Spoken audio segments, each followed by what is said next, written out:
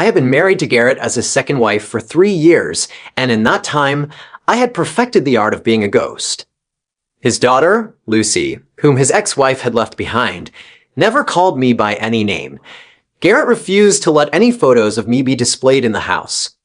For 3 years, I cooked, cleaned, did the school runs, and helped with homework, that I did it all so quietly that even Lucy's teachers assumed I was just the hired help. Then my sister-in-law, Cecilia, told me that his ex-wife, Giselle, was back from Europe. She told me that Garrett's desk drawer was filled with her photographs. He had waited 2 hours at the airport just to pick her up. Meanwhile, that same night, Lucy and I waited at the diner until closing. My mother's illness had recently taken a turn for the worse, requiring urgent surgery, but Garrett wouldn't let me go back to see her. He told me the house simply couldn't run without me. And then, finally, I stood outside his study door and heard Giselle's voice. Lucy wants both her mom and dad to be there for Parents' Day. And Garrett's reply, "Okay, actually, there's something else. I'm ready to lay my cards on the table with the family." I pushed the door open. "What a coincidence," I said, my voice steady. "My bags have been packed since last night." 01. "What did you say?" Garrett's voice was low, his knuckles rapping twice on the mahogany desk. The other woman in the study stood up slowly. She had long, dark hair, wore a pastel yellow cardigan, and held a cup of tea. It was the Celadone cup I had bought, filled with the reserve oolong tea I sourced from a boutique importer in San Francisco every autumn. "Garrett, is this?" she murmured, her voice soft and fragile. "Sit down, Giselle," he said, before turning his cold gaze to me. "Gwen out." I didn't move. "You mentioned laying your cards on the table. What cards, exactly?" 3 seconds of dead silence stretched between us. Giselle set her teacup down gently, her voice dropping to a delicate whisper. "Garrett, did I come at a bad time? Maybe I should go. I don't want to cause any trouble in your home." She reached for her designer purse with slow, deliberate movements. "Don't go," Garrett said, his eyes still locked on me. "What is it you actually want, Gwen?" For 3 years, every time we had a disagreement, he asked me that. In his eyes, it was always me causing a scene and him putting out the fire. "I don't want anything. I just want you to make it clear. Whatever cards you're laying down, what do they have to do with me?" He didn't answer. Giselle sat back down on the sofa, her head bowed. "Gwen, I'm so sorry. I really only came back to see Lucy. She's so big now. I've missed so much of her life. Please don't worry. I have no intention of disrupting your life with Garrett." As she spoke, she tilted her face slightly toward him. It was a fleeting glance, so brief that if my nerves weren't raw and hyper-focused, I would have missed it, but I saw it. There was validation in that look, reliance. An absolute certainty that he would take her side. I had never, not once in 3 years, received that kind of look from Garrett. "Giselle, when you left, Lucy was only 3 years old," I said. "Gwen," Garrett warned. "Let me finish." His face darkened, but I ignored him. When she had 104 fever in the middle of the night, I was the one who called the Uber to the ER. On her first day of preschool, when she cried for 2 hours, I was the one crouching in the hallway, waiting. When she scraped her knee and needed 3 stitches, I was the one holding her leg, crying, begging her not to be scared. "Enough," Garrett interrupted, his voice dropping to a low, guttural rasp.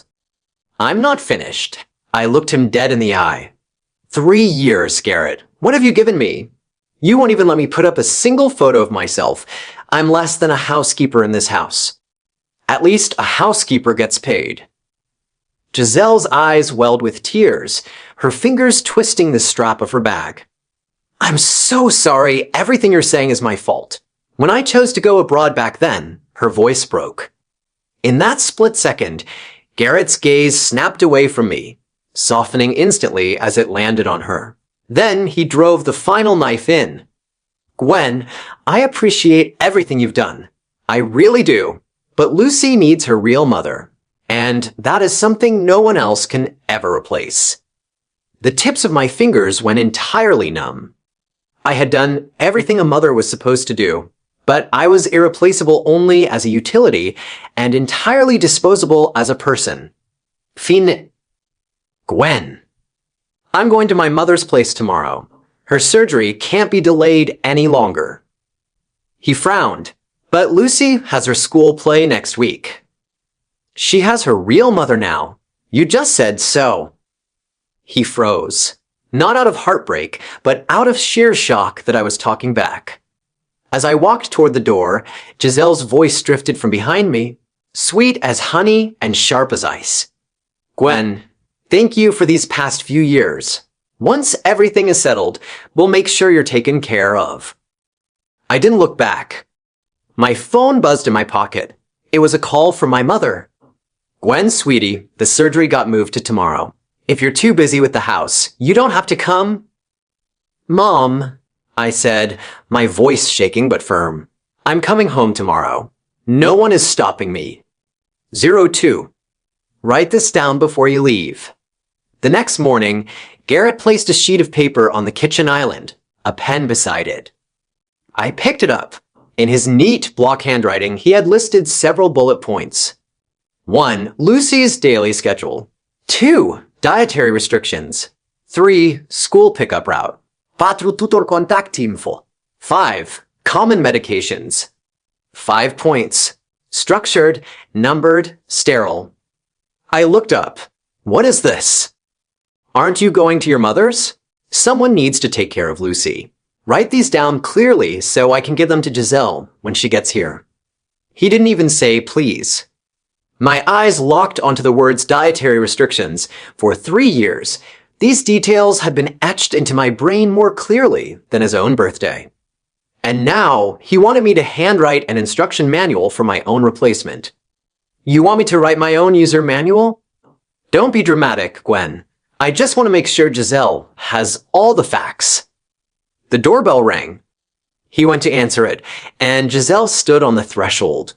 Her hair was tied back in a neat, casual ponytail, and she was carrying 2 bags of takeout. Garrett, I got those blueberry scones and steel-cut oatmeal Lucy loves. She mentioned them when we FaceTimed last week.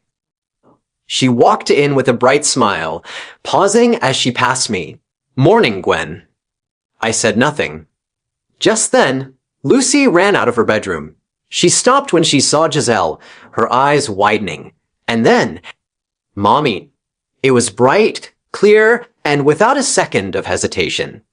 3 years I had begged her, cried over her, tried everything, and she had never once called me Mom. I'd had to prompt her just to get her to say, Gwen. Now, Giselle had been back for less than 2 weeks, and the word, Mommy, slipped from her lips like water. Giselle knelt down to hug her, her eyes glistening. Oh, sweetie, Mommy brought your favorite scones.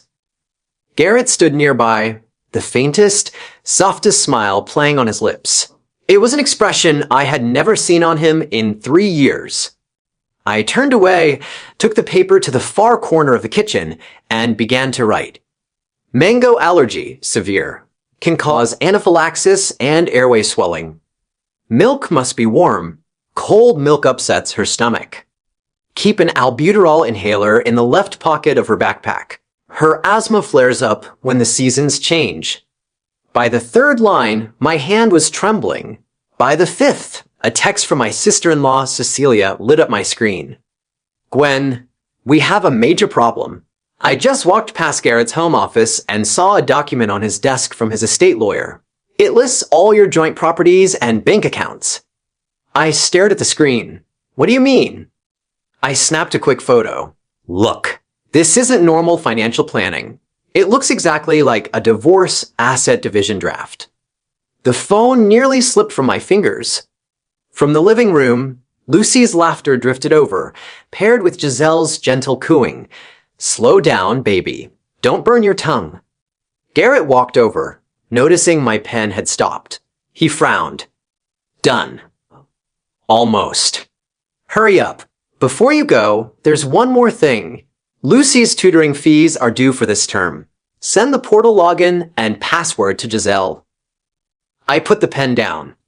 3 years of my warmth, my blood, and my tears reduced to 5 bullet points on a transition sheet.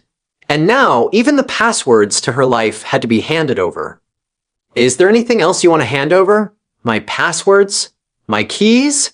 Or would it be easier if I just packaged myself up and gave myself to her too? His brow furrowed. Do you have to be so bitter? Gwen, Giselle called out sweetly from a hallway.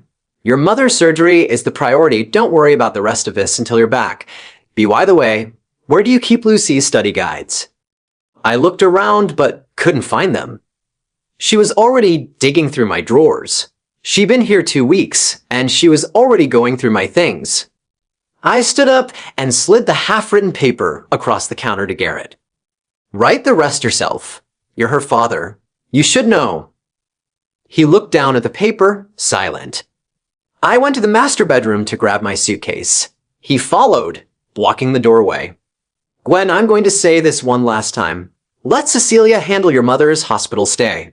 We need you here. You think if I leave, this house stops spinning? That's not what I meant. That is exactly what you meant. I pulled my suitcase open and began tossing my clothes inside. He watched me, his face cold, his lips pressed into a thin line. If you really leave, what about Lucy? Ask her real mother. You're just throwing a tantrum. I zipped the suitcase and stood up straight. Garrett read the first line of what I wrote on that paper. Mango allergy. Severe enough to close her throat. Are you absolutely sure Giselle knows that? He didn't answer.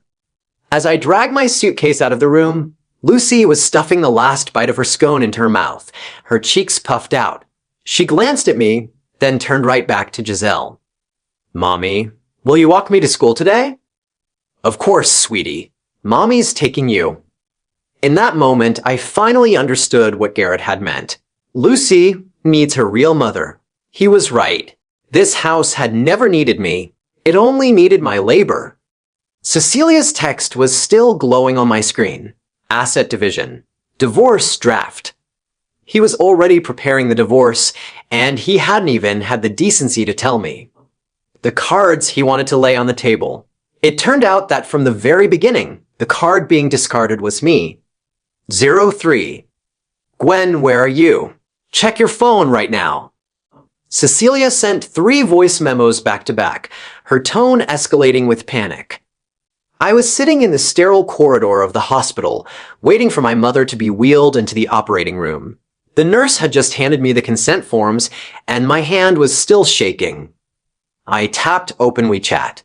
Cecilia had sent a screenshot. It was the parent group chat for Lucy's class. There was a new message from a profile I didn't recognize. The name display read, Lucy's mom, Giselle. She had written, Hi everyone, I'm Lucy's mom. Giselle, I've been working abroad, which made it hard to stay connected, but I'll be handling all of Lucy's school activities going forward. Looking forward to getting to know you all. Several parents had replied with warm welcomes. Then one parent chimed in, What about the lady who usually picks Lucy up? Did she leave? No one answered. Cecilia sent another screenshot. IT was a photo Giselle had posted in the group. Eye on the photo. Giselle was wearing a light blue apron, holding a bowl of pasta. Lucy was sitting at the dining table, grinning ear to ear. That apron was mine. It had a small grease stain on the front from a year ago when I was frying chicken, a spot I had scrubbed dozens of times but could never quite get out. She was wearing my apron, standing in my kitchen, feeding the child I had raised for 3 years. Cecilia's text followed. This woman behaves like she owns the place. What the hell is Garrett thinking? Do you know about this? I exited the app, my fingers slipping twice on the screen. The light above the operating room flared red. The nurse walked over with the clipboard. Family of the patient, please sign here. I signed my name, my handwriting a jagged, crooked mess. Just as I handed it back, my phone rang again. It was Lucy's homeroom teacher, Mrs. Henderson. Hello, is this Lucy's guardian? Yes, Mrs. Henderson.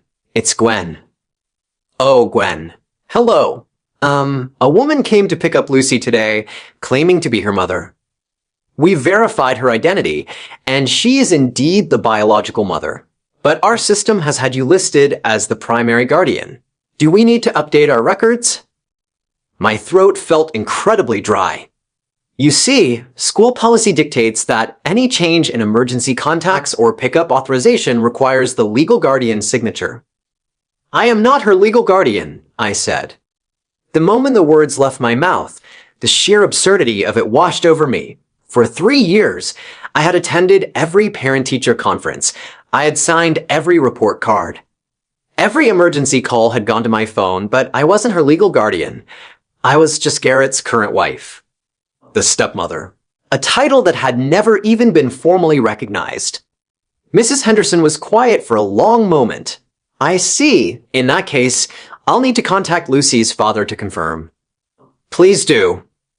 After hanging up, I slid down the hospital wall, burying my face in my knees. Then, Garrett's name flashed on the screen. Lucy threw a tantrum at school today. Did you know about this? I'm at the hospital. When are you coming home?